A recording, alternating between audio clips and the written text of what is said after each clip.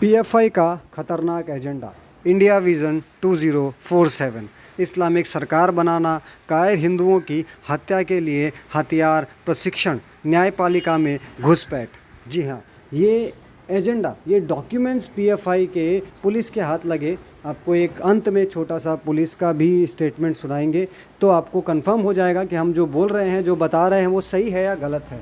तो आप सभी को समझ लेना चाहिए कि किस प्रकार पीएफआई नामक एक संगठन जो अपने आप को इस्लामिक संगठन बताता है, वो कितनी भयानक रणनीति तैयार कर रहा है पूरे भारत को इस्लामिक राष्ट्र बनाने की। और इनको साथ चाहिए केवल 10% मुस्लिमों का। तो आप समझ सकते हैं कि 10% मुस्लिमों का समर्थन लेना इनके लिए कितना आसान है। और ये तो सोच सकते हैं 10% मुस्लिमों का समर्थन लेना, लेकिन हम नहीं सोच सकते हैं कि 10% हिंदू भी जागेंगे, उठेंगे और संगठित होकर इनके विरुद्ध खड़े होंगे। जब तक हिंदू संगठित नहीं होंगे, इनके विरुद्ध खड़े नहीं होंगे, तब तक ये और इन जैसे अनेकों संगठन उठेंगे और हमारे देश को इस्लामिक राष्ट्र बनाने का सपना देखते रहेंगे, उस पे काम करते रहेंगे, कन्हैया लाल जैसे कई लोगों का गर्दन काटते रहेंगे और हम कुछ नहीं कर पाएंगे।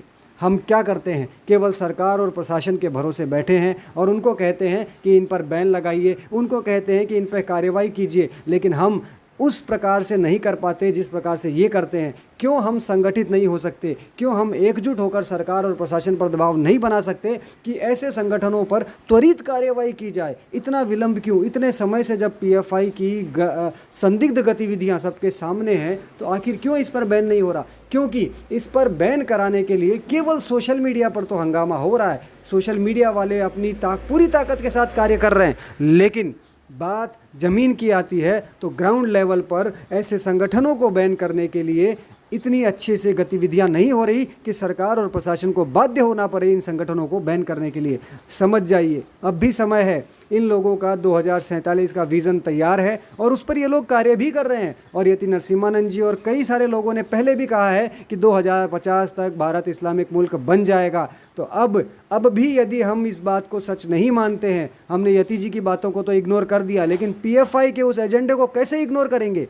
इसलिए समय है, जाग जाइए। बहुत ही ऑब्जेक्शनेबल है इनका जो इंडिया विजन 2047 है towards rule of Islam in India, internal document not for circulation. उठिए और संगठित हो जाइए और विरोध कीजिए ऐसे हर राष्ट्रद्रोही, धर्मद्रोही लोगों का, संगठनों का, और सरकार को बाध्य कीजिए पूरी ताकत के साथ कि ऐसे लोगों पर त्वरित कार्रवाई हो, पीएफआई को जल्द से जल्द बैन किया जाए और पीएफआई के और भी जो सहयोगी संगठन हैं, चाहे वो एसडीपीआई हो, चाहे कोई भी हो, उन संगठनों पर भी बैन किया जाए और इन संगठनों को समर्थन देने वाले नेताओं पर, राजनीतिक पार्टियों पर भी कार्रवाई की जाए, क्योंकि वो भी कहीं ना कहीं राष्ट्रद्रोही और धर्मद्रोही गतिविधियों में संलिप्त हैं। इसलिए बहुत ज़रूरी है कि सभी सनातनी, सभी हिंदू राष्ट्रवादी संगठित हों और सरकार पर दबाव बनाएं, प्रशासन पर दबाव बनाएं, इन संगठनों पर जल्द से जल्द बैन लगाया जाए और जो भी अधिकारी, जो भी इनके पदाधिकारी हैं, उन पर सख्त से सख्त कानूनी कार्रवाई की जाए, ताकि आगे भविष्य में ऐसे संगठनों का निर्माण ना हो सके और हमारे देश पर कोई खतरा न बन सके। सभी साथी, सभी सनातनी एकजुट हो जाएं।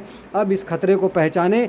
बिल्कुल अपने आप को, जैसे किसी खतरे को देखकर आंख मूंद लेने से खतरा बंद नहीं होता, ख़त्म नहीं होता। इसलिए इस खतरे को समझें, इस खतरे की तरफ अपने आप को सजग करें, संगठित होकर इस खतरे को कैसे ख़त्म करना है उस पर विचार करें, अपने परिवार की रक्षा के लिए तैयारी करें। जय श्री राम, वंदे मातरम, भारत माता की जय।